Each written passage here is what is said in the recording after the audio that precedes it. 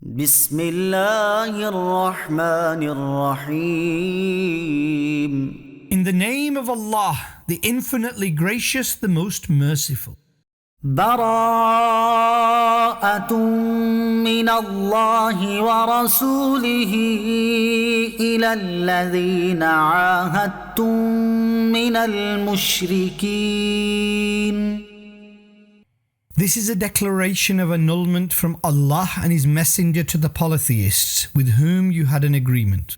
فسيحوا في الأرض 4 أشهر واعلموا أنكم غير معجز الله وأن الله مخزي الكافرين. So you polytheists traverse the earth for 4 months and know that you cannot tire Allah and that Allah humiliates the disbelievers. وأذان من الله ورسوله إلى الناس يوم الحج الأكبر أن الله بريء من المشركين ورسوله فإن تبتم فهو خير لكم وإن توليتم فاعلموا أنكم غير معجز الله وبشر الذين كفروا بعذاب أليم. And an announcement from Allah and His Messenger to the people on the day of the great Hajj that Allah is free from any association with the polytheists, and so is His Messenger. So if you repent, it is better for you. And if you turn away, then know that you cannot exhaust Allah, and give glad tidings to the disbelievers of painful punishment. إلا الذين عاهدتم من المشركين ثم لم ينقصوكم شيئا ولم يظاهروا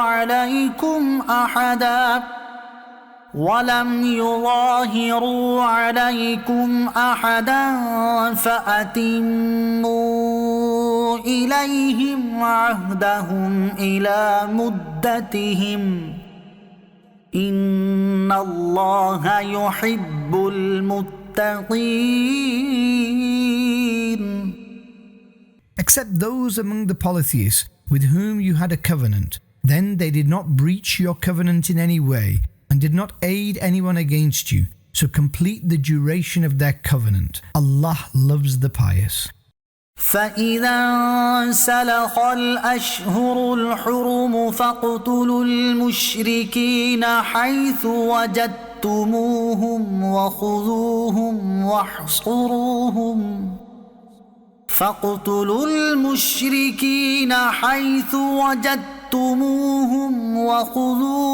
واحصروهم واقعدوا لهم كل مرصد فإن تابوا وأقاموا الصلاة وآتوا الزكاة فخلوا سبيلهم إن الله غفور رحيم.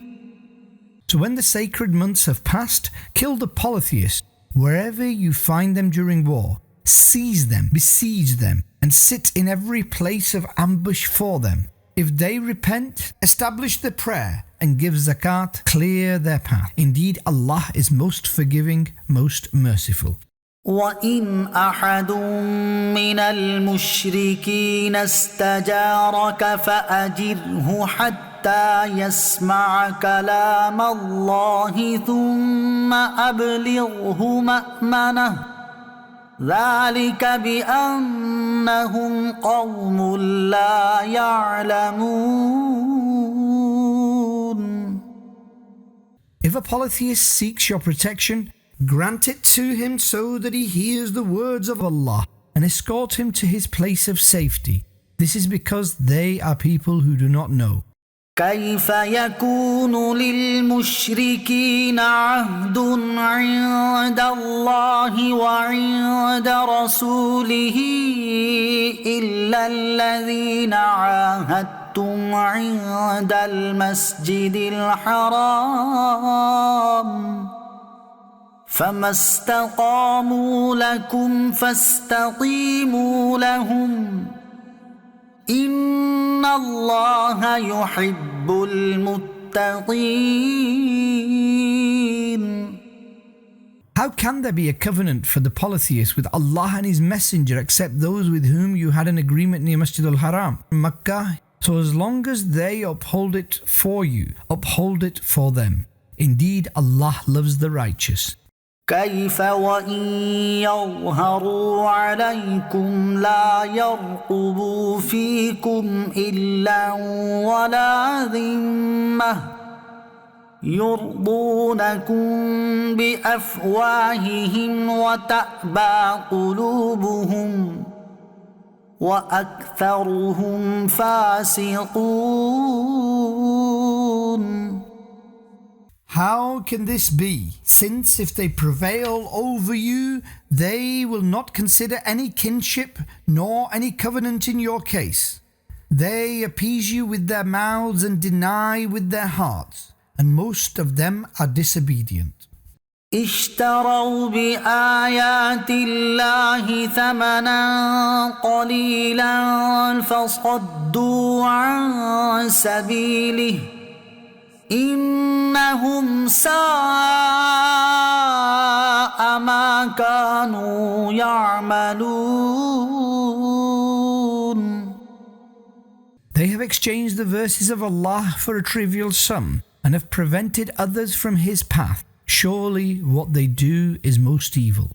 لا يرقبون في مؤمن إلا ولا ذمة وأولئك هم المعتدون.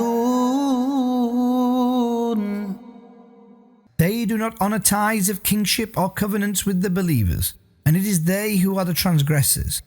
فإن تابوا وأقاموا الصلاة وآتوا الزكاة فإخوانكم في الدين ونفصل الآيات لقوم يعلمون. But if they repent, establish the prayer and give zakat, then they are your brothers in faith. And we clearly relate verses for people who know. وَإِن نَكَثُوا أَيْمَانَهُم مِّن بَعْدِ عَهْدِهِمْ وطعنوا في دينكم فقاتلوا أئمة الكفر إنهم لا أيمان لهم لعلهم ينتهون. And if they breach their oaths after their covenant and deride your religion, then fight the leaders of disbelief. Indeed, there is no assurance of their oaths, so fight them that they may desist. ألا تقاتلون قوما نكثوا أيمانهم وهموا بإخراج الرسول وهم بدؤوكم أول مرة أتخشونهم فالله أحق أن تخشوه إن كنتم مؤمنين. Will you not fight the nation that violated their oaths and conspired to expel the messenger from Mecca, even though they attacked you first? Do you fear them? Allah is more deserving of your fear if you truly believe. قاتلوهم يعذبهم الله بأيديكم ويخزهم وينصركم عليهم ويشفي صدور ويشفي صدور قوم مؤمنين. So fight them. Allah will punish them through your hands and humiliate them. He will help you against them, and He will grant contentment to the hearts of the believers. ويذهب غيظ قلوبهم ويتوب الله على من يشاء والله عليم حكيم. He will remove the wrath of their hearts, and Allah turns with His mercy to whomsoever He wills. Allah is all-knowing, most wise. أم حسبتم أن تتركوا ولما يعلم الله الذين جاهدوا منكم ولما يعلم الله الذين جاهدوا منكم ولم يتخذوا من دون الله ولا رسوله ولا المؤمنين وليجة والله خبير بما تعملون. Do you think that you will be overlooked, even though Allah has not yet revealed those who performed jihad among you, and have not made a confidant other than Allah and His Messenger and the believers? And Allah is aware of all that you do. ما كان للمشركين أن يعمروا مساجد الله شاهدين على أنفسهم بالكفر أولئك حبطت أعمالهم وفي النار هم خالدون. It is not for the polytheists to occupy the masjids while they themselves are witnesses of their own disbelief. All their deeds are void, and they will remain in the fire forever. إنما يعمر مساجد الله من آمن بالله واليوم الآخر وأقام الصلاة وآتى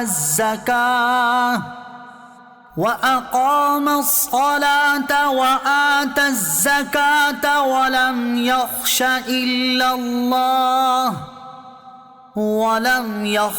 إلا الله فعسى أولئك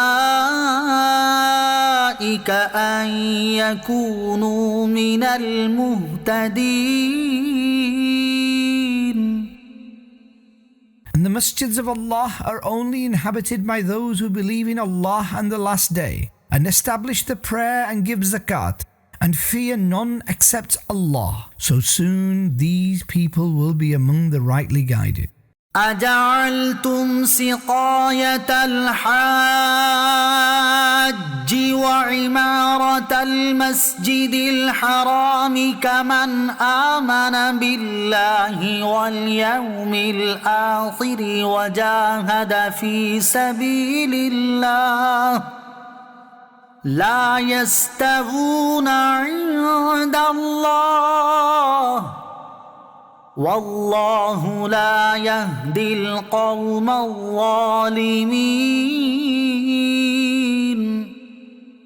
Do you equate those who give water to pilgrims and those who maintain Al-Masjid al-Haram to the one who believes in Allah and in the last day and performs jihad in the way of Allah?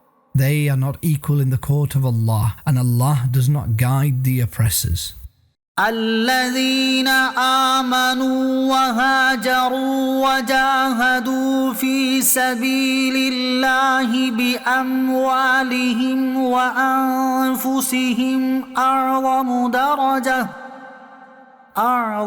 درجة عند الله وأولئك هم الفائزون.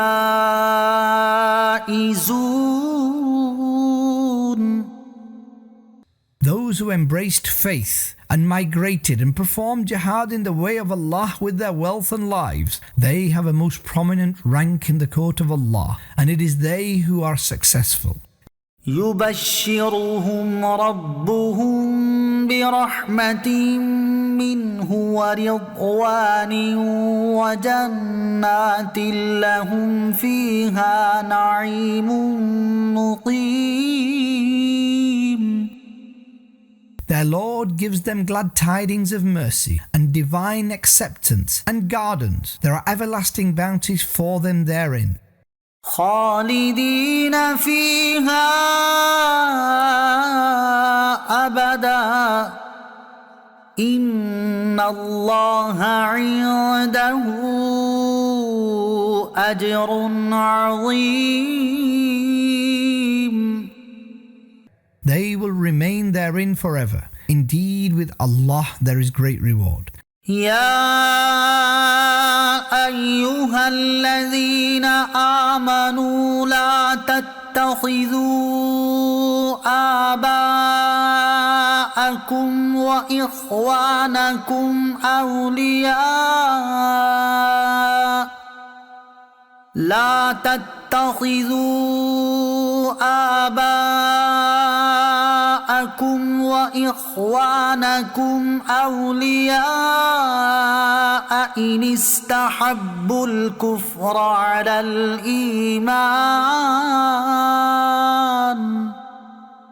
ومن يتولهم منكم فأولئك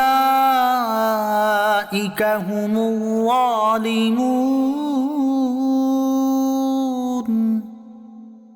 O you who believe, do not consider your fathers and brothers as friends if they prefer disbelief over faith, and whosoever befriends them among you, then it is they who are the oppressors.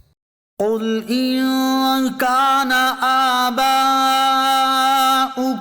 وأبناؤكم وإخوانكم وأزواجكم وعشيرتكم وأموال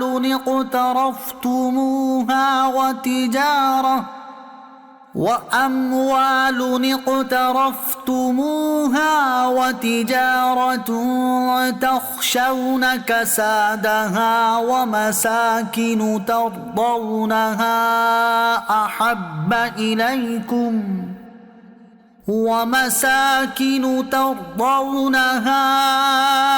أحب إليكم من الله ورسوله وجهاد في سبيله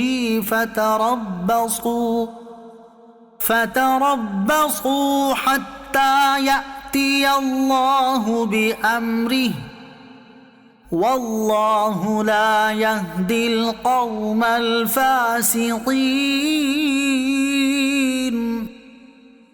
Say, if your fathers and your sons and your brothers and your wives and your kin, and the wealth which you have earned and the business for which you fear loss, and your favourite abodes are more beloved to you than Allah and His Messenger, and jihad in His way, then wait until Allah brings forth His command.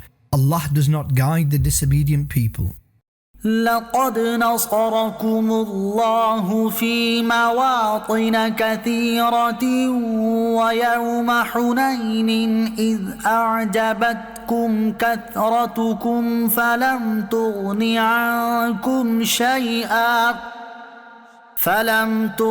عنكم شيئا وضاقت عليكم الأرض بما رحبت ثم وليتم مدبرين. Indeed, Allah has helped you in many places. And remember the day of Hunain, when you were impressed by your great numbers. It did not avail you at all, and the earth, despite its vastness, became constricted for you. Then you retreated, turning your backs. ثم أنزل الله سكينته على رسوله وعلى المؤمنين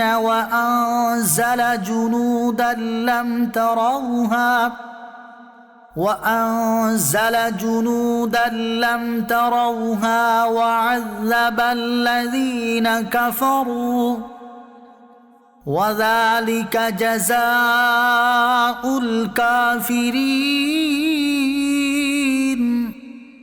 Then Allah sent down His tranquility upon His messenger and upon the believers, and He sent down armies which you could not see, and He punished those who disbelieved, and this is the retribution of the disbelievers.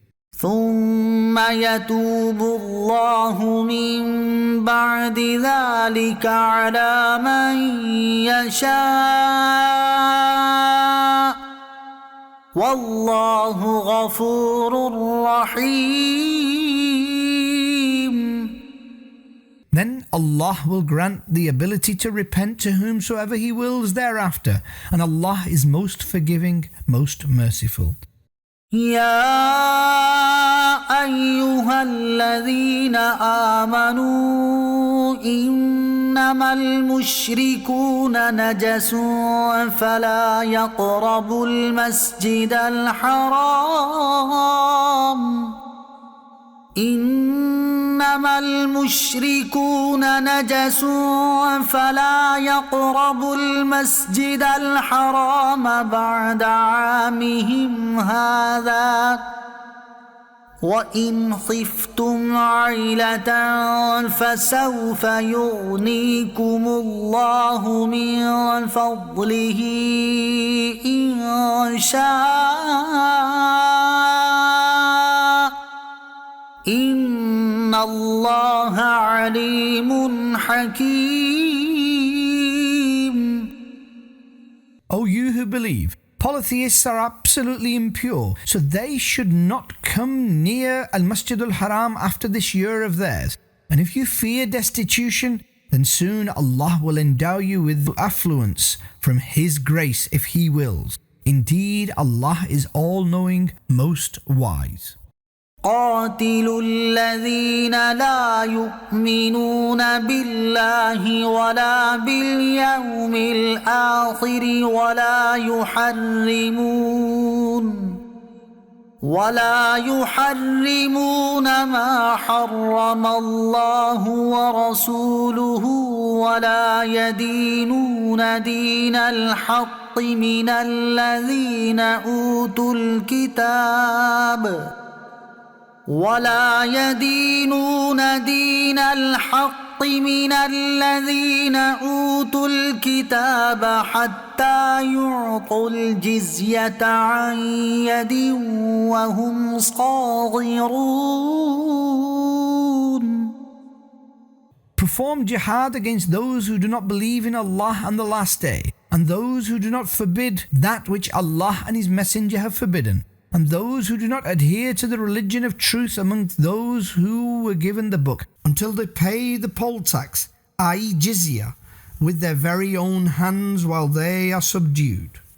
وقالت اليهود عزير ابن الله وقالت النصارى المسيح ابن الله ذلك قولهم بأفواههم يضاهئون قول الذين كفروا من قبل قاتلهم الله أنى يؤفكون. And the Jews say, Uzair, Isra, is the son of Allah, while the Christians claim the Messiah, Jesus, is the son of Allah. This is their verbal statement, parroting the words of the previous disbelievers. May Allah destroy them. Where are they turning away?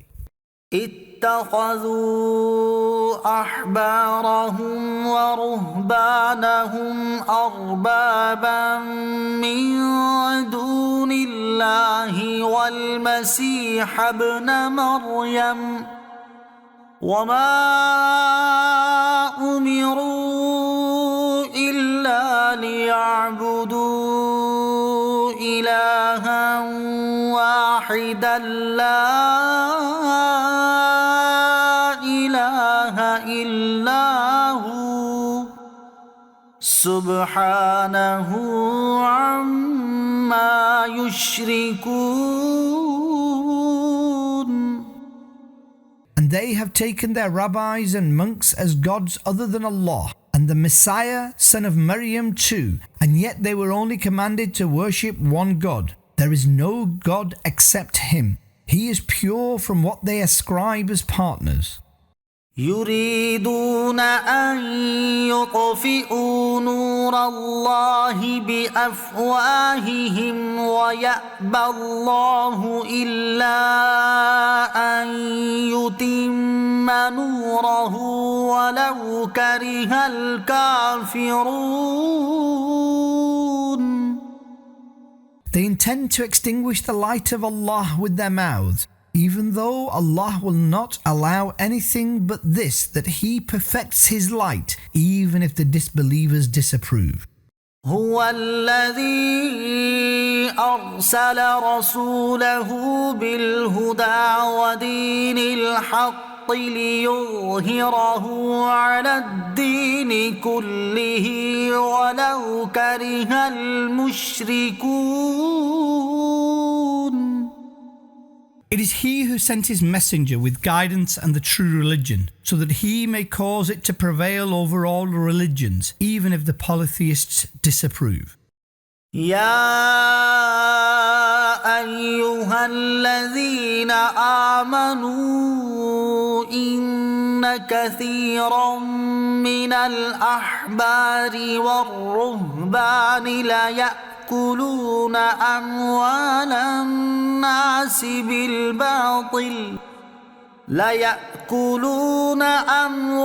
الناس بالباطل ويصدون عن سبيل الله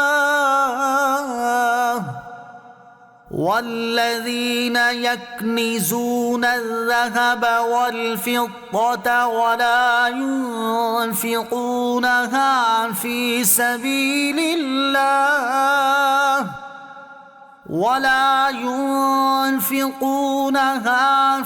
سبيل الله فبشرهم بعذاب أليم.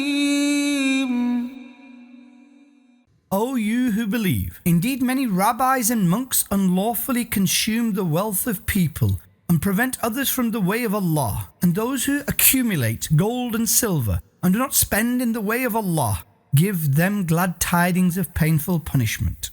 يوم يحمى عليها في نار جهنم فتكوى بها جباههم وجنوبهم وظهورهم هذا ما كنزتم لأنفسكم فذوقوا ما كنتم تكنزون.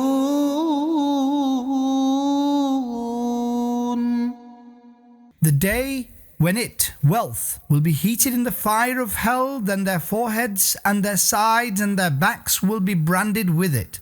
And it will be said, this is the wealth which you hoarded, so taste that which you hoarded. إن عدة الشهور عند الله 12 شهرا في كتاب الله يوم خلق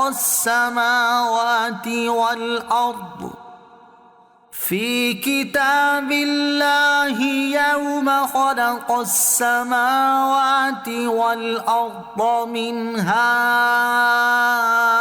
4 حرم ذلك الدين القيم فلا تظلموا فيهن أنفسكم وقاتلوا المشركين كافة كما يقاتلونكم كافة واعلموا أن الله مع المتقين.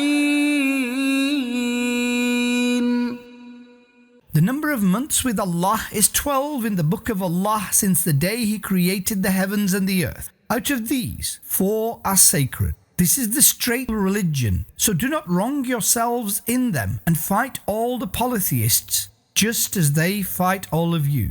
And know that Allah is with the pious. إنما النسيء زيادة في الكفر يضل به الذين كفروا يحلونه عاما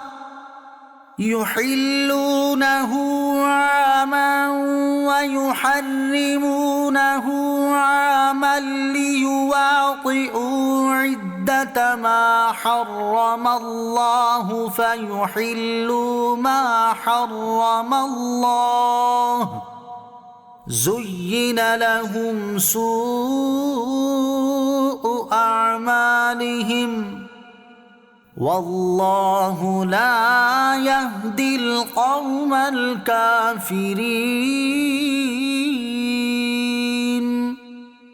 Postponement of the sacred months is an increase in disbelief through which disbelievers are misguided. They make a sacred month lawful in one year and make it unlawful in another year, so that they may complete the months made sacred by Allah and make lawful that which Allah made unlawful. Their evil actions were beautified for them, and Allah does not guide the disbelievers.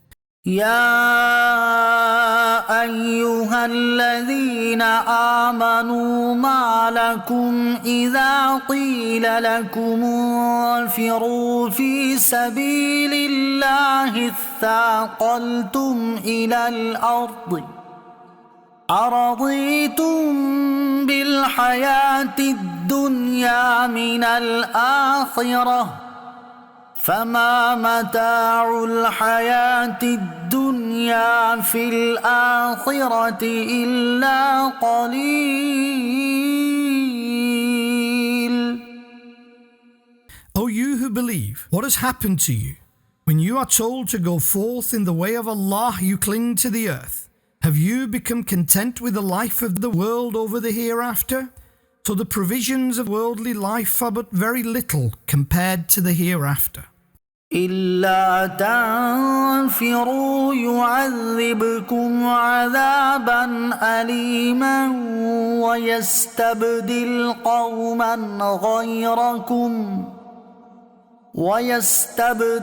قوما غيركم ولا تضروه شيئا والله على كل شيء قدير. If you do not go forth, he will punish you severely, and he will replace you with other people, and you will not harm him at all, and Allah has power over everything. إلا تنصروه فقد نصره الله إذ أخرجه الذين كفروا ثاني اثنين إذ هما في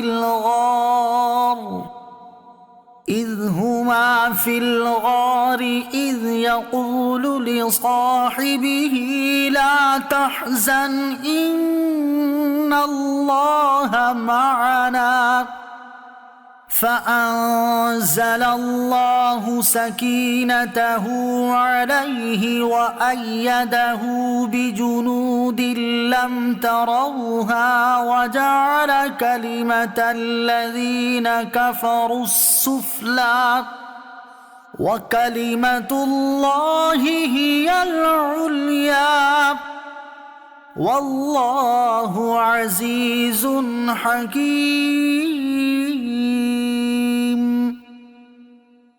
If you do not help him, the Prophet, then Allah has already helped him when the disbelievers banished him from his native land. He was the second of two. When both were in the cave, he was saying to his companion, "Do not grieve. Indeed, Allah is with us." So Allah sent down His tranquility upon him and helped him through armies you did not see. And He made the word of the disbelievers inferior. And the word of Allah alone is superior. And Allah is predominant, most wise. انفروا خفافا وثقالا وجاهدوا بأموالكم وأنفسكم في سبيل الله ذلكم خير لكم إن كنتم تعلمون. Go forth in ease and adversity, and perform jihad with your wealth and lives in the way of Allah. This is better for you if only you knew.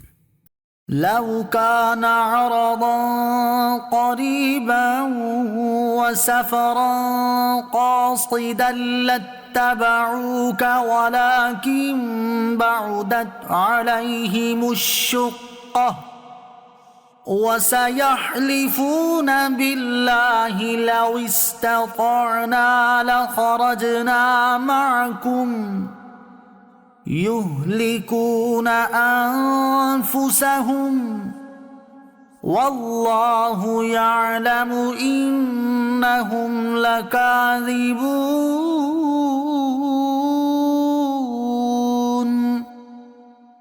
Had there been an easy prophet and a normal journey, then they, the hypocrites, would certainly have followed you. However, the arduous expedition became too distant for them, and now they swear by Allah, had we been able to do so, we would definitely have gone forth with you.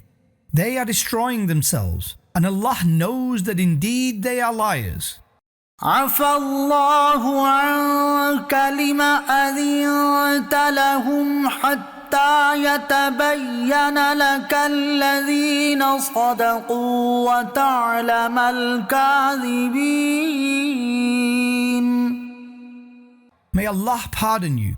Why did you excuse them before the truthful became apparent to you, and you came to know of the liars? لا يستأذنك الذين يؤمنون بالله واليوم الآخر أن يجاهدوا بأموالهم وأنفسهم والله عليم بالمتقين. Those who believe in Allah and the Last Day will not seek exemption from jihad with their wealth and lives, and Allah knows the pious. إنما يستأذنك الذين لا يؤمنون بالله واليوم الآخر وارتابت قلوبهم فهم في ريبهم يترددون. Only those seek exemption who do not believe in Allah and the Last Day, and whose hearts are in doubt, so they are distressed in their skepticism. ولو أرادوا الخروج لأعدوا له عدة ولكن كره الله بعاثهم فثبطهم وقيل اقعدوا مع القاعدين.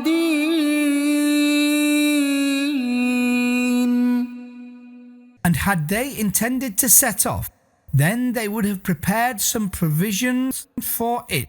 However, Allah disapproved of their emergence, so He instilled laziness within them, and it was said, "Sit with those who are sitting." لو خرجوا فيكم ما زادوكم إلا خبالا ولأوضعوا خلالكم يبغونكم الفتنة وفيكم سماعون لهم والله عليم بالظالمين. Had they gone forth with you, they would only have increased your losses, and they would have hastened to create conflict between you. Their spies are present in your midst. Allah knows the oppressors. لقد ابتغوا الفتنة من قبل وقلبوا لك الأمور حتى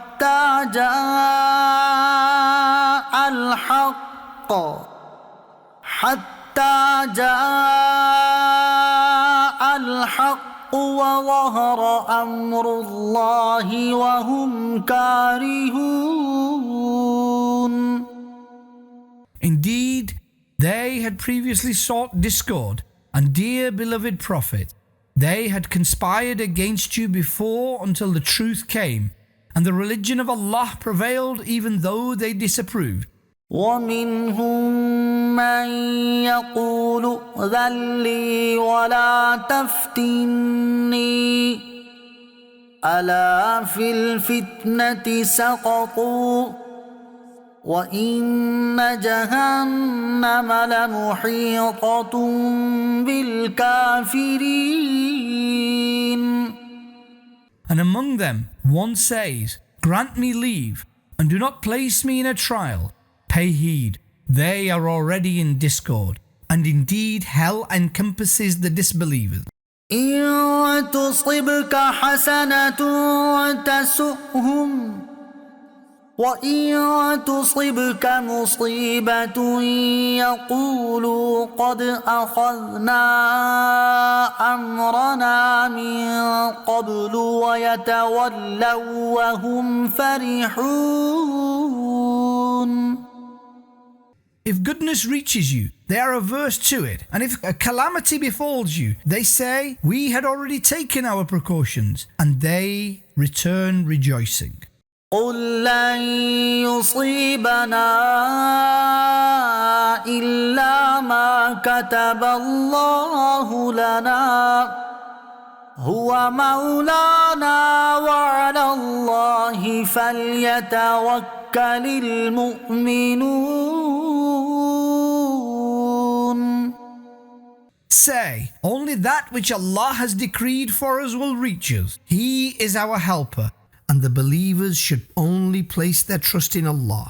قل هل تربصون بنا إلا إحدى الحسنيين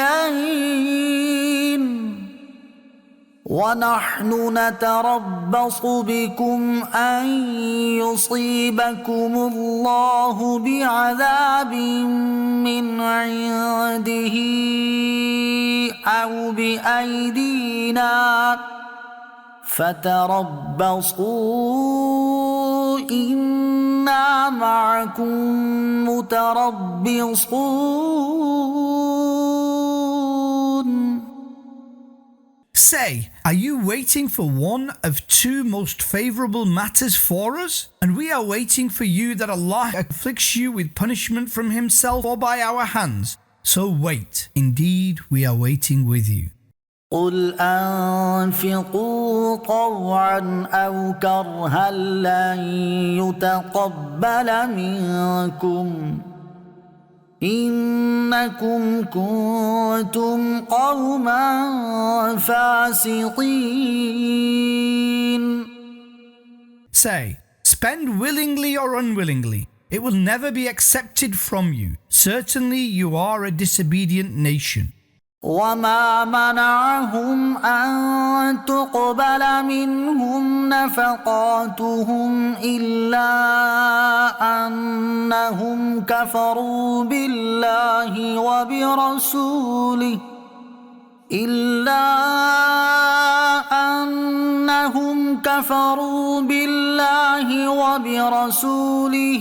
ولا يأتون الصلاة إلا وهم كسالى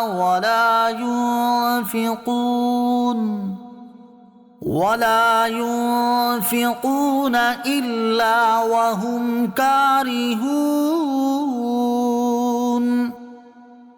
And their spending is only prevented from being accepted from them by the fact that they disbelieved in Allah and His Messenger, and they do not come forth in prayer except reluctantly, and they do not spend except unwillingly.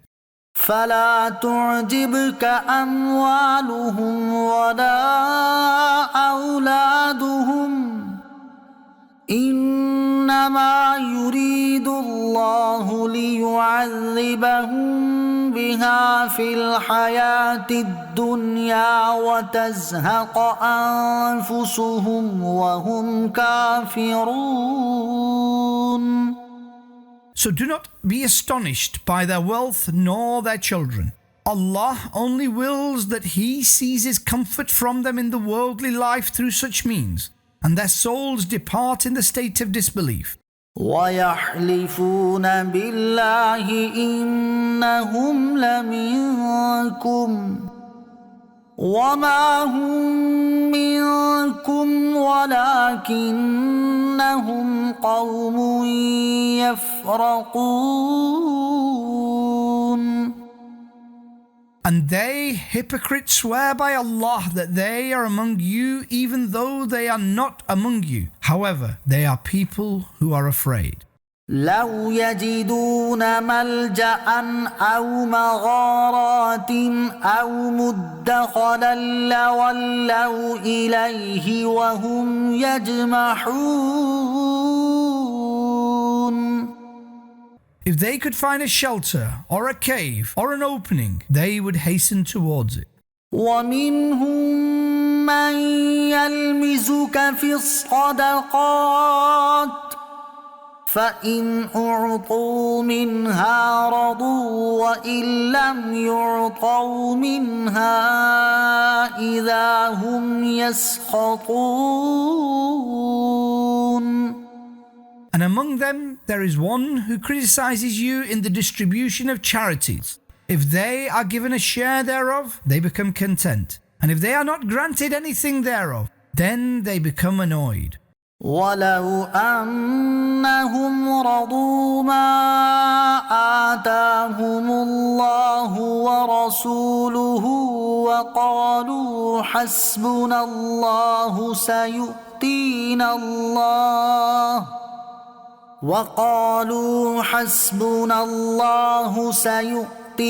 الله من فضله ورسوله إنا إلى الله راغبون.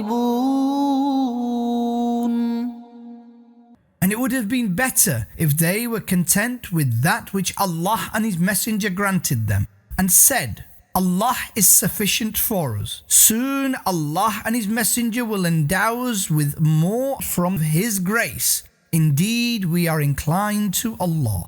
إنما الصدقات للفقراء والمساكين والعاملين عليها والمؤلفة قلوبهم وفي الرقاب والغارمين وفي سبيل الله وابن السبيل فريضة من الله والله عليم حكيم.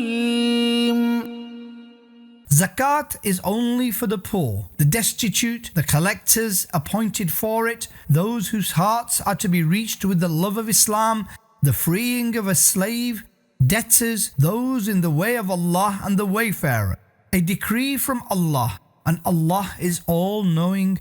ومنهم الذين يؤذون النبي ويقولون هو أذن قل أذن خير لكم يؤمن بالله ويؤمن للمؤمنين ورحمة للذين آمنوا منكم والذين يؤذون رسول الله لهم عذاب أليم.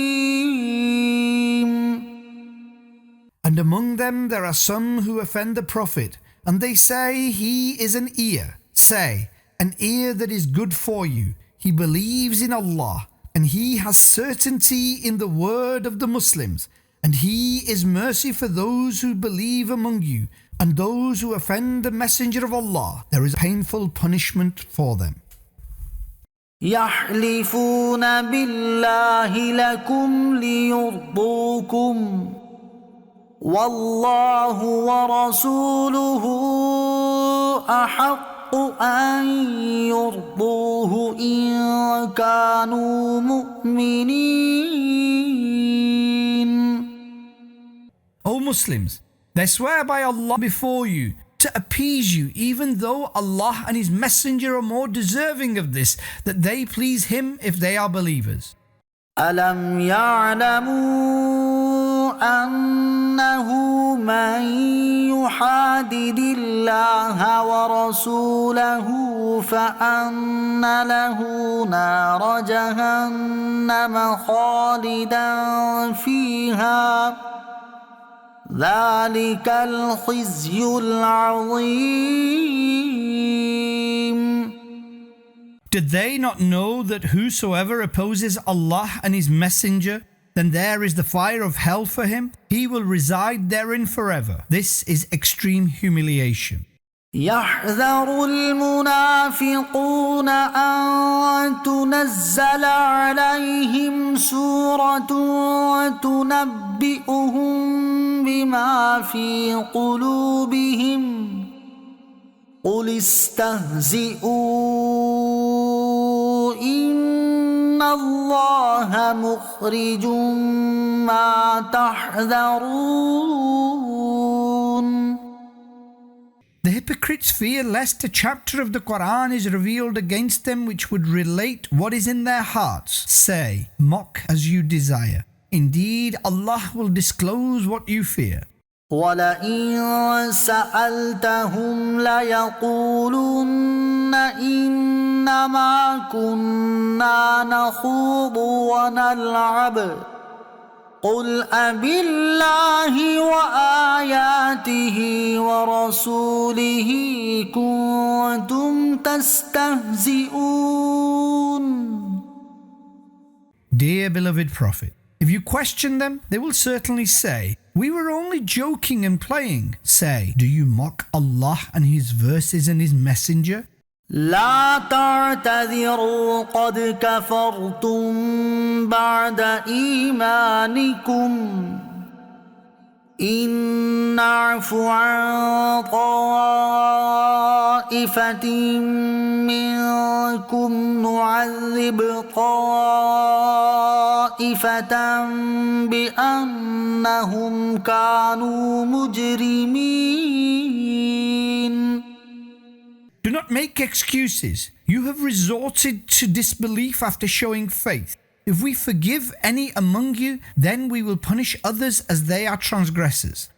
المنافقون والمنافقات بعضهم من بعض يأمرون بالمنكر وينهون عن المعروف ويقبضون أيديهم نسوا الله فنسيهم إن المنافقين هم الفاسقون.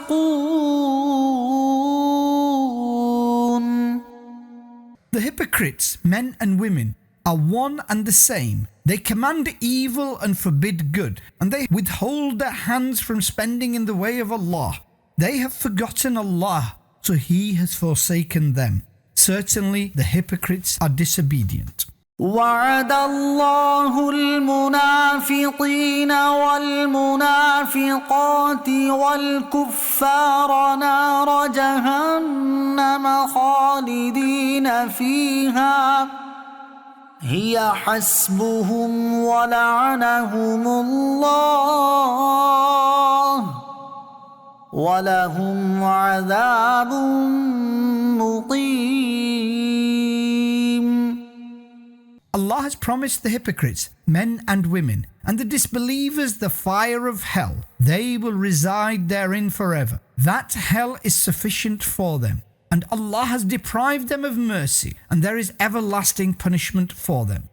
كالذين من قبلكم كانوا أشد منكم قوة وأكثر أموالا وأولادا فاستمتعوا بخلاقهم فاستمتعتم بخلاقكم كما استمتع الذين من قبلكم بخلاقهم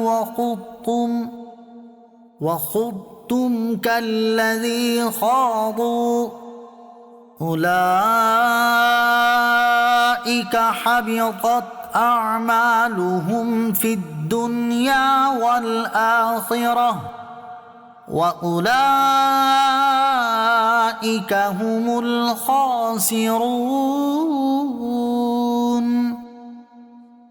You hypocrites are like those disbelievers who preceded you. They were greater in strength than you and had more wealth and children.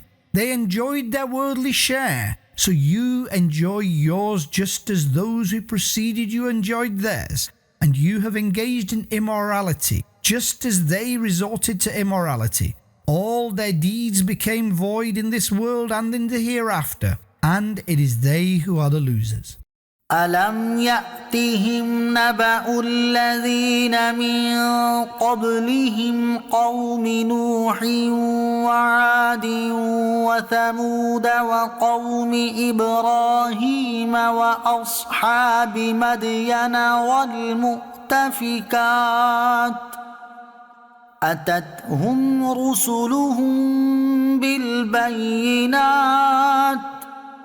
فما كان الله ليظلمهم ولكن كانوا أنفسهم يظلمون.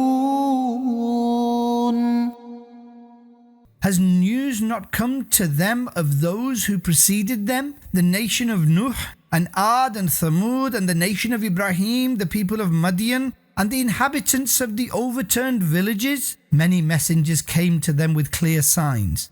So Allah did not oppress them. However, they were oppressing themselves.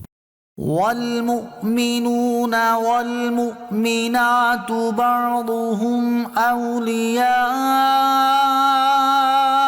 بعض يأمرون بالمعروف وينهون عن المنكر ويقيمون الصلاة ويؤتون الزكاة يأمرون بالمعروف وينهون عن المنكر ويقيمون الصلاة ويؤتون الزكاة ويطيعون الله ورسوله أولئك سيرحمهم الله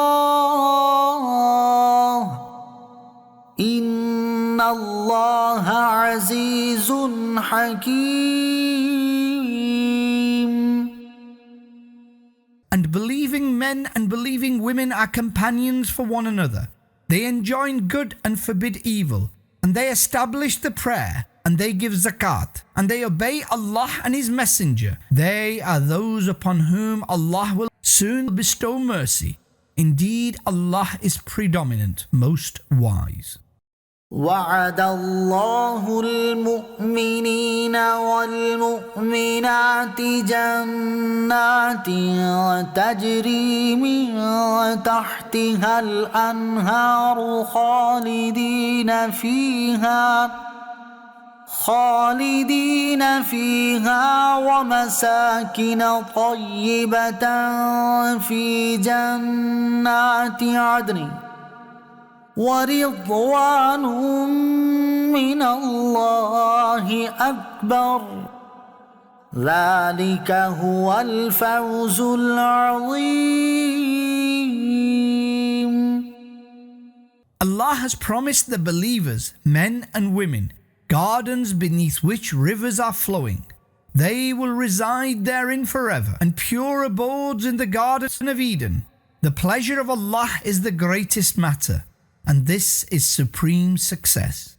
يا أيها النبي جاهد الكفار والمنافقين واغلظ عليهم ومأواهم جهنم وبئس المصير.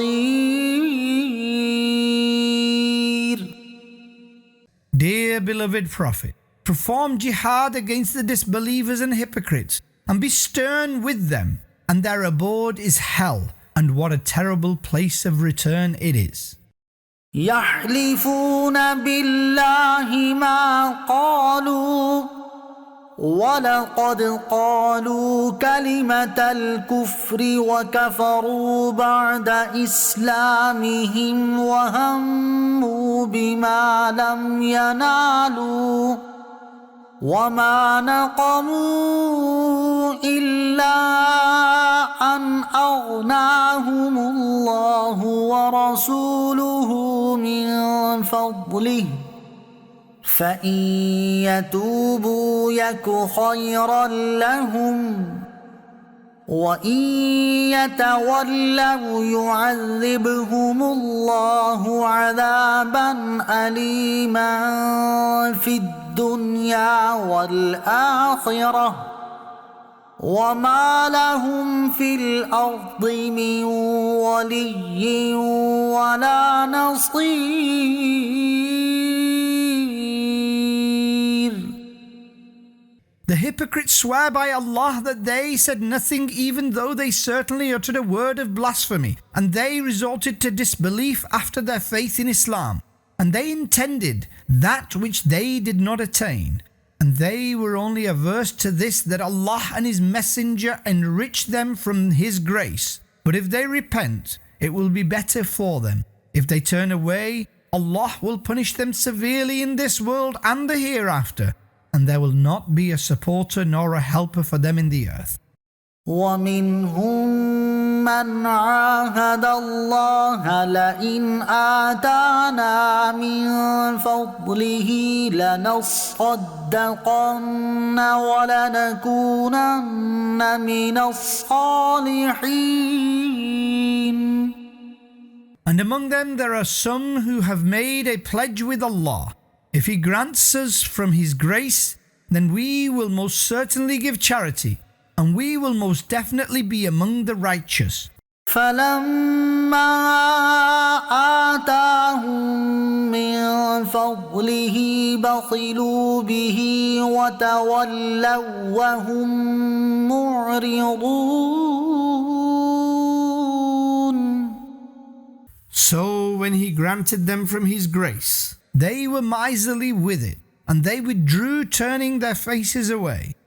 فأعقبهم نفاقا في قلوبهم إلى يوم يلقونه بما أخلفوا الله ما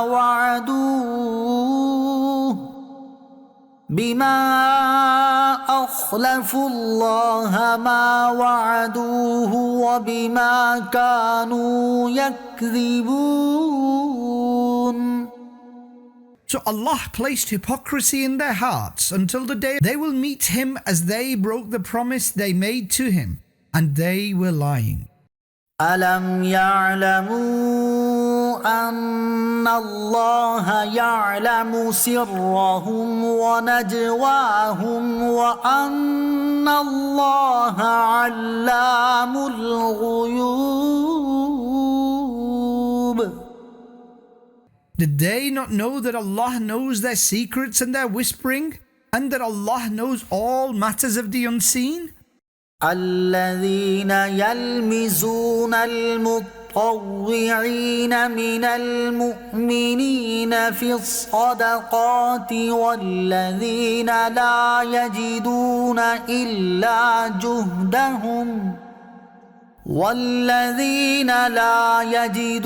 إلا جهدهم فيسخرون منهم سخر الله منهم ولهم عذاب أليم. those who criticize Muslims who wholeheartedly give charity and criticize those who only attain according to their striving, then they mock them. So Allah will punish them for their ridicule, and there is painful punishment for them.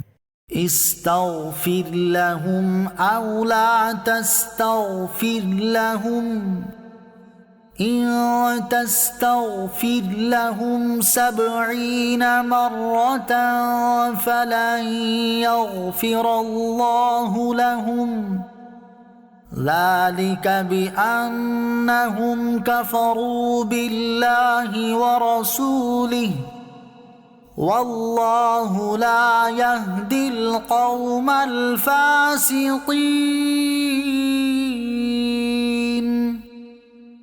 Dear beloved Prophet, seek forgiveness for them, or do not seek forgiveness for them. Even if you seek forgiveness for them 70 times, Allah will never forgive them. This is because they disbelieved in Allah and His Messenger, and Allah does not guide the evildoers. فرح المخلفون بمقعدهم خلاف رسول الله وكرهوا أن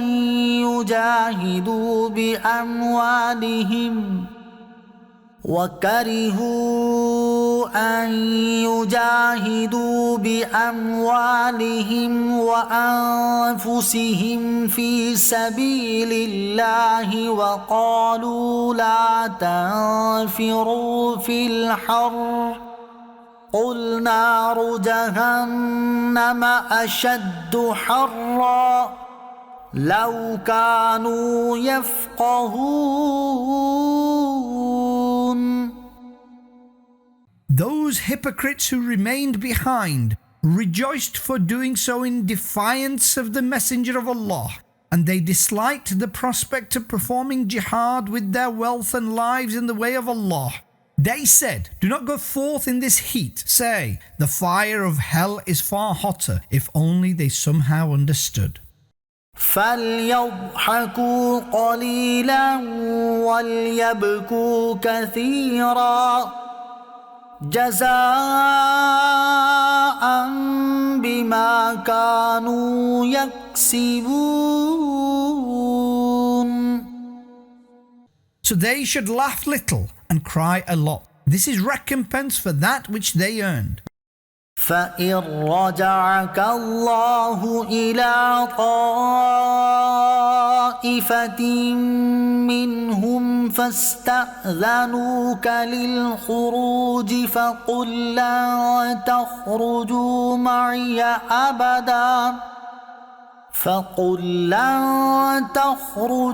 معي أبدا ولن تقاتلوا معي عدوا إنكم رضيتم بالقعود أول مرة فاقعدوا مع الخالفين.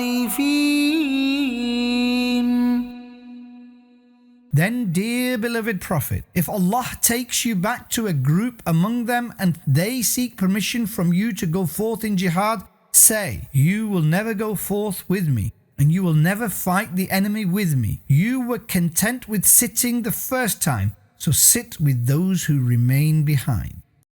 ولا تصل على أحد منهم مات أبدا ولا تقم على قبره إنهم كفروا بالله ورسوله وماتوا وهم فاسقون. And never pray over any one of them who dies, and do not stand over his grave. Surely they disbelieved in Allah and His Messenger, and they died as evildoers. ولا تعجبك أموالهم وأولادهم إنما يريد الله أن يعذبهم بها في الدنيا وتزهق أنفسهم وهم كافرون. And do not let their wealth and children astonish you. Allah only wills this, that He punishes them through this means in this world, and that their souls depart in the state of disbelief. وَإِذَا أُنزِلَتْ سُورَةٌ أَنْ آمِنُوا بِاللَّهِ وَجَاهِدُوا مَعَ رَسُولِهِ اسْتَأْذَنَكَ أُولُو الطَّوْلِ مِنْهُمْ وَقَالُوا ذَرْنَا نَكُن مَّعَ الْقَاعِدِينَ. And when a chapter is revealed commanding, believe in Allah and perform jihad in the company of the Messenger, the affluent among them seek exemption from you and say, let us be among those who remain behind. رضوا بأن يكونوا مع الخوالف وطبع على قلوبهم فهم لا يفقهون. They were content with this, that they be among those who remained behind, and their hearts were sealed, so they do not comprehend. لكن الرسول والذين آمنوا معه جاهدوا بأموالهم وأنفسهم وأولئك لهم الخيرات وأولئك هم المفلحون. However, the Messenger and those who believed with him performed jihad with their wealth and lives, and for those very people there are bounties, and it is they who are successful. أعد الله لهم جنات تجري من تحتها الأنهار خالدين فيها ذلك الفوز العظيم. And Allah has prepared for them gardens beneath which rivers flow. They will reside therein forever. This is supreme success. وجاء المعذرون من الأعراب ليؤذن لهم وقعد الذين كذبوا الله ورسوله سيصيب الذين كفروا منهم عذاب أليم.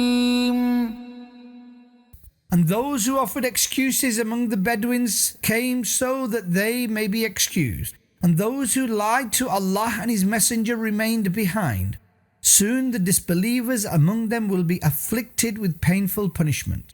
ليس على الضعفاء ولا على المرضى ولا على الذين لا يجدون ما ينفقون حرج إذا نصحوا لله ورسوله ما على المحسنين من سبيل والله غفور رحيم.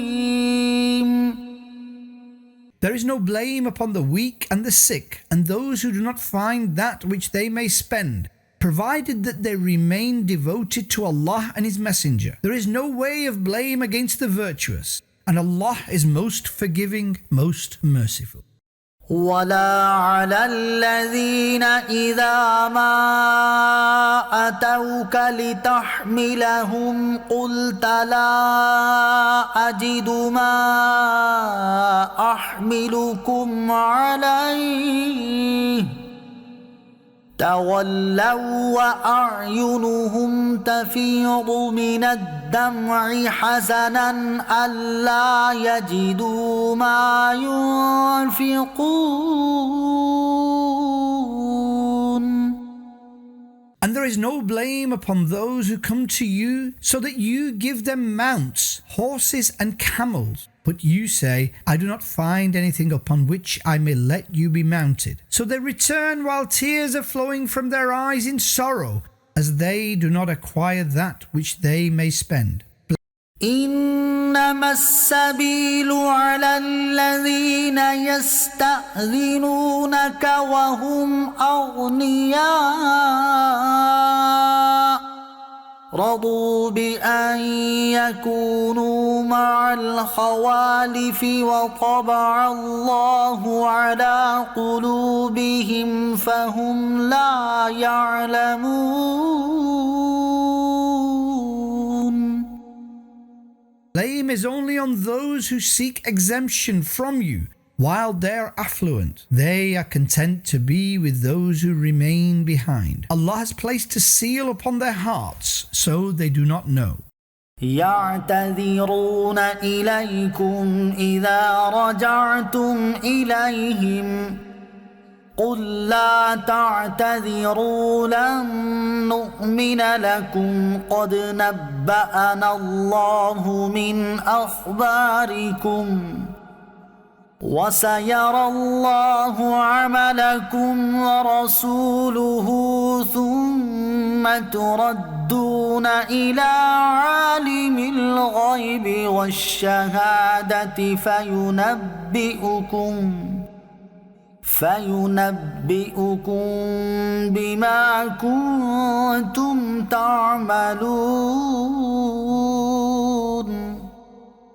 They will make excuses to you when you return to them. Say, do not make excuses. We shall certainly not believe you.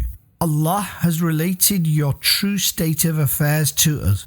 And now Allah and His Messenger will observe your deeds. Then you will be returned to the knower of the unseen and seen. Then He will relate to you what you used to do.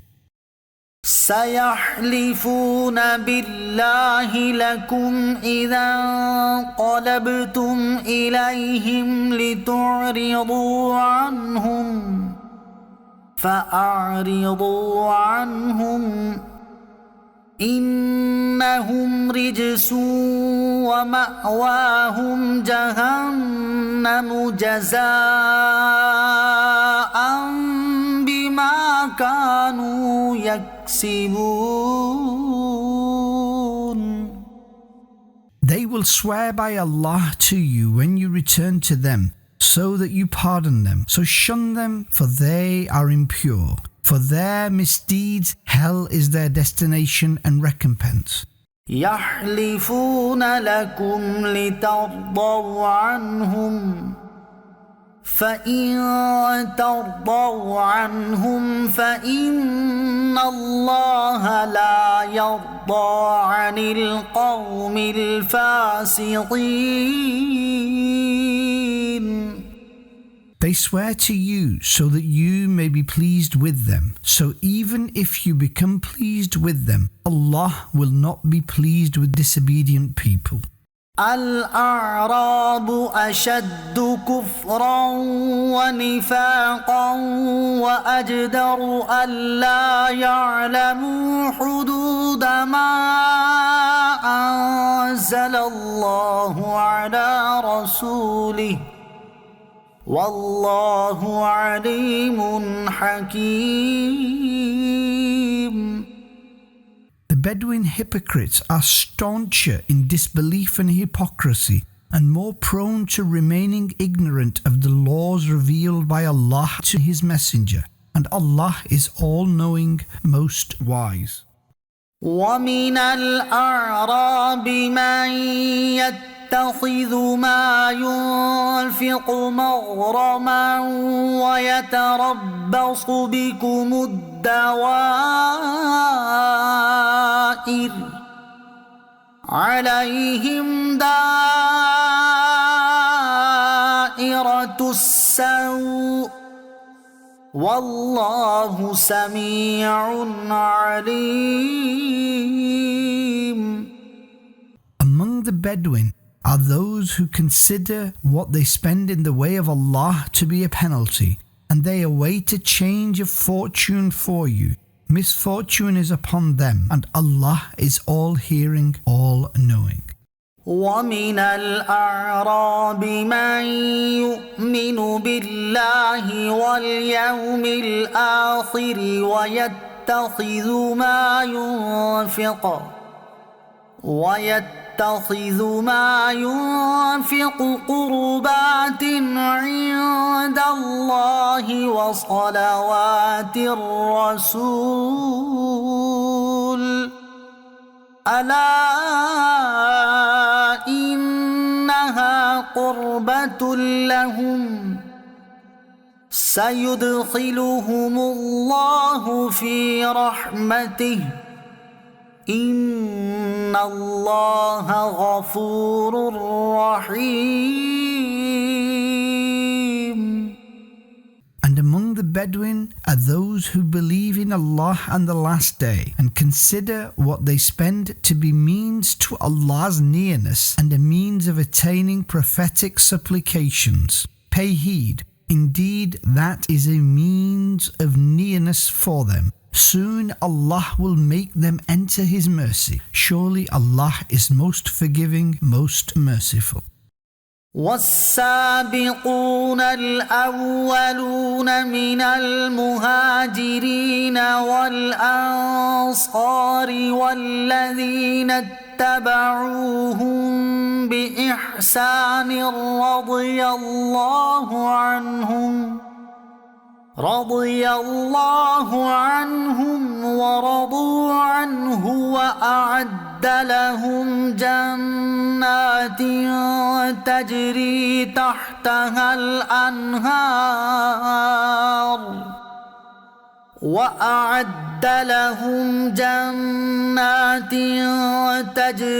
تحتها الأنهار خالدين فيها أبدا ذلك الفوز العظيم. As for the early forerunners in accepting faith from the migrants and helpers and those who follow them with excellence, Allah is content with them and they are content with Him. For them He has prepared gardens beneath which rivers flow. They will reside in them forever. This is the ultimate triumph. وَمِمَّنْ حَوْلَكُمْ مِنَ الْأَعْرَابِ مُنَافِقُونَ وَمِنْ أَهْلِ الْمَدِينَةِ مَرَدُوا عَلَى النِّفَاقِ لَا تَعْلَمُهُمْ نَحْنُ نَعْلَمُهُمْ سنعذبهم مرتين ثم يردون إلى عذاب عظيم. And some around you among the Bedouin are hypocrites, and some among the people of Medina too have staunchly resorted to hypocrisy. You do not know them, we know them. Soon we shall punish them twice, then they will be turned towards a most severe punishment. وآخرون اعترفوا بذنوبهم خلطوا عملا صالحا وآخر سيئا عسى الله أن يتوب عليهم إن الله غفور رحيم. And others who have confessed their sins, so they combined a righteous deed and a sinful action. Soon Allah will accept their repentance. Indeed, He is most forgiving, most merciful. خذ من أموالهم صدقة تطهرهم وتزكيهم بها وصل عليهم إن صلاتك سكن لهم والله سميع عليم. Dear beloved Prophet, collect zakat from their wealth, through which you may purge and purify them, and supplicate for them. Certainly your supplication comforts their hearts, and Allah is all-hearing, all-knowing. ألم يعلموا أن الله هو يقبل التوبة عن عباده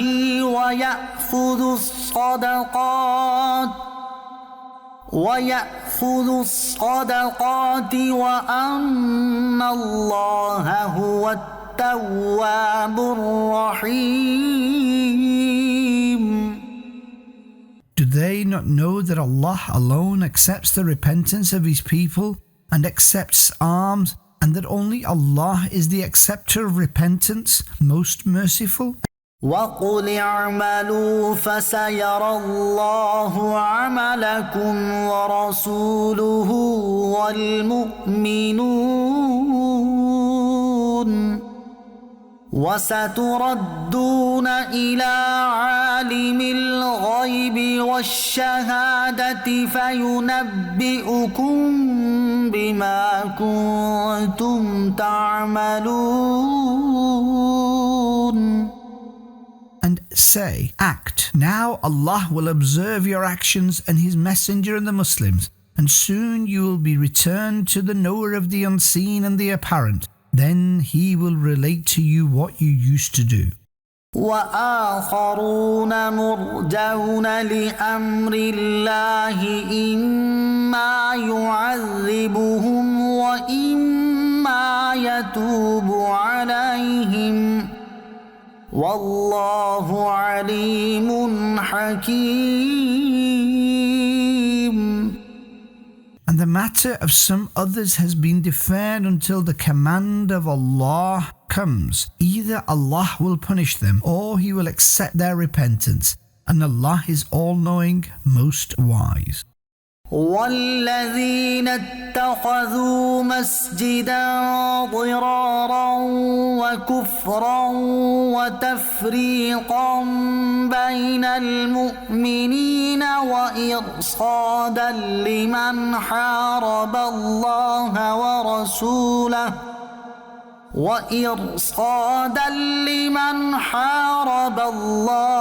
ورسوله من قبل ولا يحلفن إن أردنا إلا الحسنى والله يشهد إنهم لكاذبون.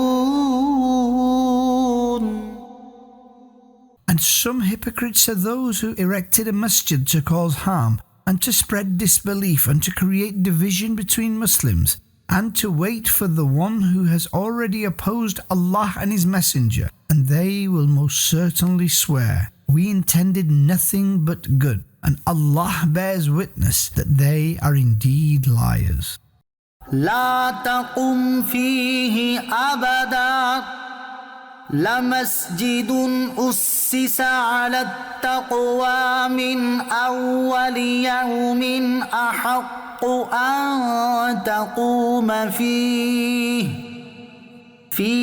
رجال يحبون أن يتطهروا والله يحب المطهرين. Dear beloved Prophet, never set foot therein. The masjid which had its foundations laid upon piety from the very first day is worthier of your presence in it. There are men in it who love being pure, and Allah loves those who purify themselves.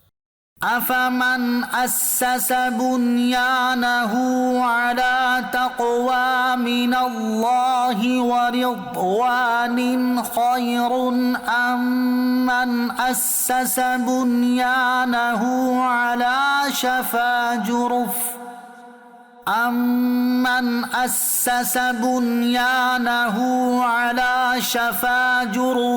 هار فانهار به في نار جهنم والله لا يهدي القوم الظالمين. So is he who laid the foundations of his building upon fear of and pleasure from Allah better, or he who laid the foundations of his building on the edge of a subsiding cliff? Then it collapses with him into the fire of hell. Allah does not guide the oppressors. لا يزال بنيانهم الذي بنوا ريبة في قلوبهم إلا أن تقطع قلوبهم والله عليم حكيم. The building which they built will never cease to cause anxiety within their hearts, except that their hearts are torn to pieces, and Allah is all-knowing, most wise. إن الله اشترى من المؤمنين أنفسهم وأموالهم بأن لهم الجنة يقاتلون في سبيل الله فيقتلون ويقتلون وعدا عليه حقا في التوراة والإنجيل والقرآن ومن أوفى بعهده من الله فاستبشروا ببيعكم الذي بايعتم به وذلك هو الفوز العظيم. Allah has indeed purchased from the believers their lives and their wealth in exchange for paradise. They fight in the way of Allah, killing and being killed. This is a true promise upon His bestowal in the Torah, original Torah, and the Injil, original Gospel, and the Quran, and who is truer to His covenant than Allah. So rejoice in the business which you conducted with Him, and this is the supreme triumph. التائبون العابدون الحامدون السائحون الراكعون الساجدون الآمرون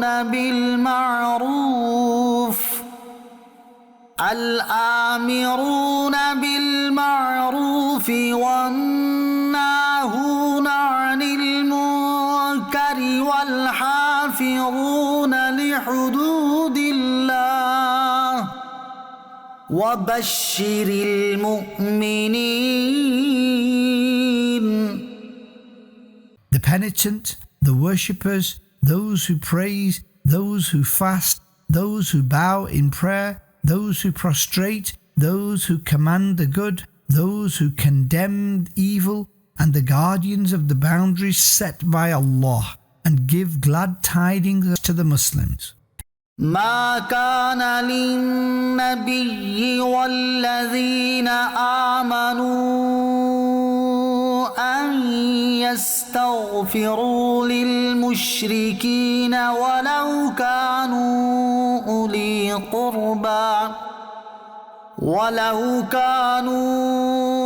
أولي قربى من بعد ما تبين لهم أنهم أصحاب الجحيم. It is not for the Prophet and the believers to seek forgiveness for the polytheists, even if they are relatives, after it has become clear to them that they are the people of the fire. وما كان استغفار إبراهيم لأبيه إلا عن موعدة وعدها إياه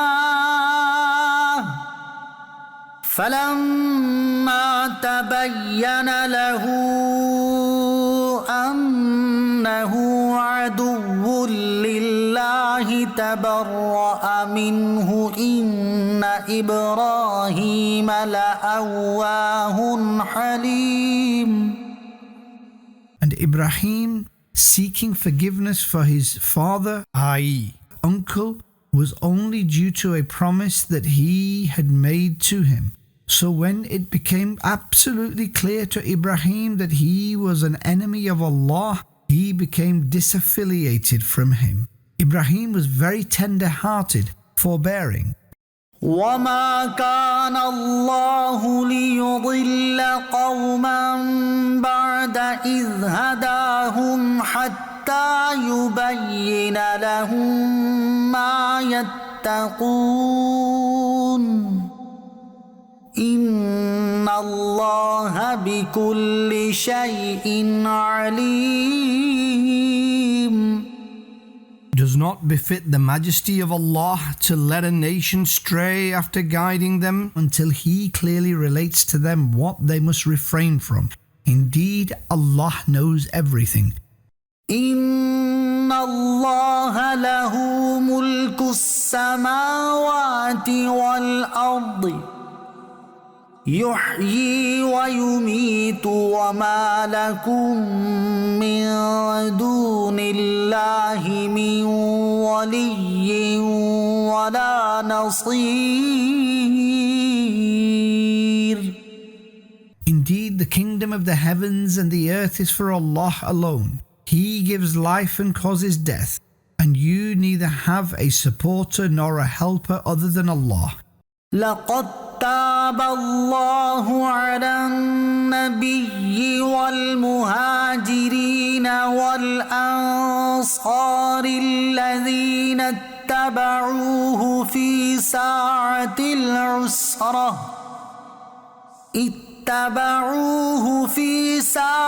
العسرة من بعد ما كاد يزيغ قلوب فريق منهم ثم تاب عليهم إنه بهم رؤوف رحيم.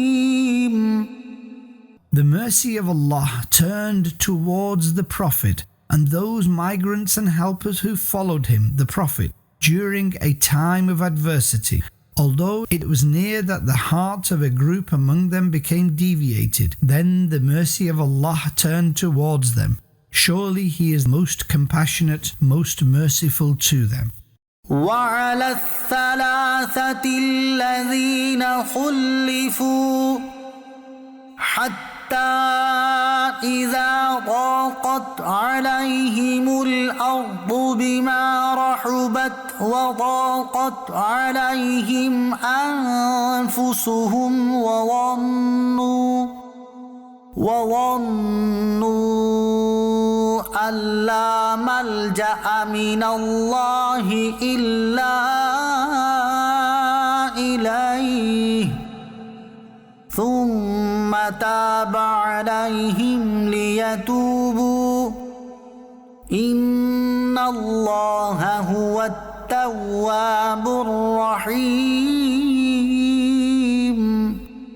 And He turned with mercy to the three whose matter was deferred, until when the earth, despite its vastness, became constricted for them, and their very own lives constricted them, and they became certain that there is no refuge from Allah except to Him. So Allah accepted their repentance, that they might remain penitent. Indeed, only Allah is most accepting of repentance, most merciful. يا أيها الذين آمنوا اتقوا الله وكونوا مع الصادقين. O you who believe, fear Allah and be with the truthful. ما كان لأهل المدينة ومن حولهم من الأعراب أن يتخلفوا عن رسول الله ولا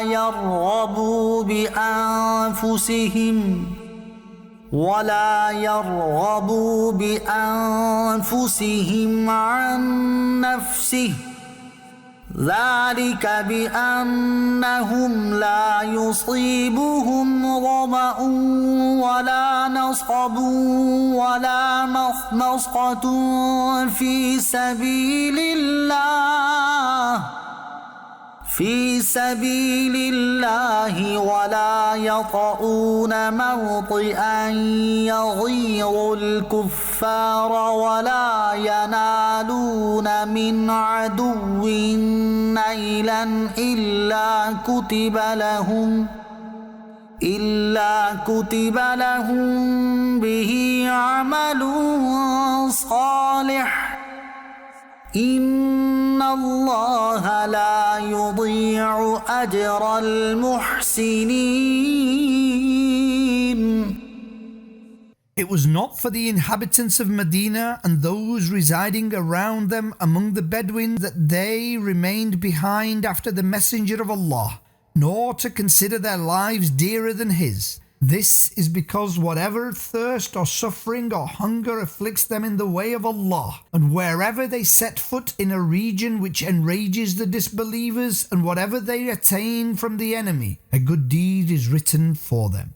Indeed, Allah does not waste the recompense of the virtuous. ولا ينفقون نفقة صغيرة ولا كبيرة ولا يقطعون واديا إلا كتب لهم ليجزيهم الله أحسن ما كانوا يعملون. And whatever they spend, small or great, and any valley they cross, all is written for them that Allah may grant them recompense for the best of their deeds. وما كان المؤمنون لينفروا كافة فلولا نفر من كل فرقة منهم طائفة ليتفقهوا في الدين ولينذروا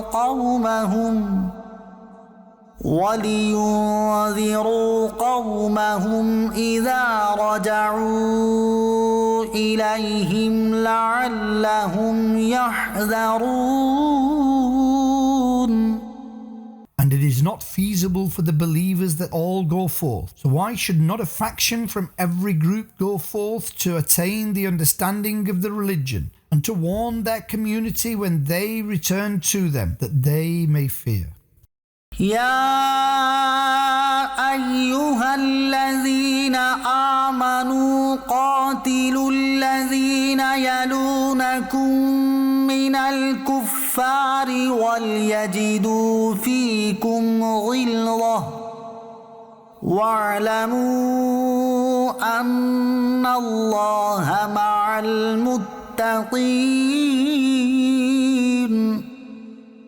O you who believe, perform jihad against those who reside near you among the disbelievers, and let them find vehemence in you, and know that Allah is with the pious.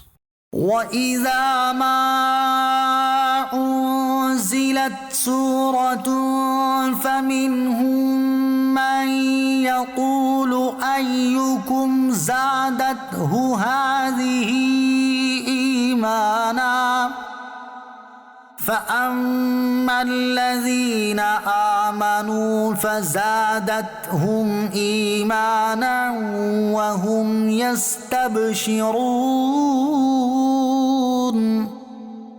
And whenever a chapter is revealed, one among them, the hypocrites, says, "Which of you has this increased in faith?" And as for those who embraced faith, it increased them in faith and they rejoice. وأما الذين في قلوبهم مرض فزادتهم رجسا إلى رجسهم وماتوا وهم كافرون. And as for those in whose hearts is disease, it increased them in impurity in addition to their existing impurity, and they died as disbelievers. أولا يرون أنهم يفتنون في كل عام مرة أو مرتين ثم لا يتوبون ولا هم يذكرون. Do they not see that they are tested every year once or twice? even then they neither repent nor accept counsel. وَإِذَا مَا أُنزِلَتْ سُورَةٌ نَظَرَ بَعْضُهُمْ إِلَى بَعْضٍ هَلْ يَرَاكُم مِّنْ أَحَدٍ ثُمَّ انصَرَفُوا صَرَفَ اللَّهُ قُلُوبَهُم بِأَنَّهُمْ قَوْمٌ لَّا يَفْقَهُونَ. And whenever a chapter is revealed, some of them look upon others saying, "Is anyone watching you?" Then they turn away. Allah turned their hearts, as these people do not comprehend. لَقَدْ جَاءَكُمْ رَسُولٌ مِّنْ أَنفُسِكُمْ عَزِيزٌ عَلَيْهِ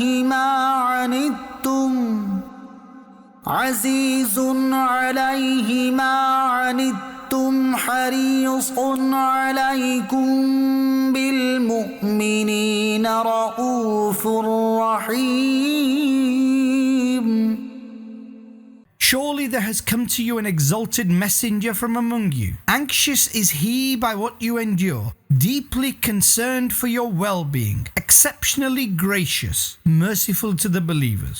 فَإِن تَوَلَّوْا فَقُلْ حَسْبِيَ اللَّهُ لَا إِلَٰهَ إِلَّا هُوَ عَلَيْهِ تَوَكَّلْتُ وَهُوَ رَبُّ الْعَرْشِ الْعَظِيمِ.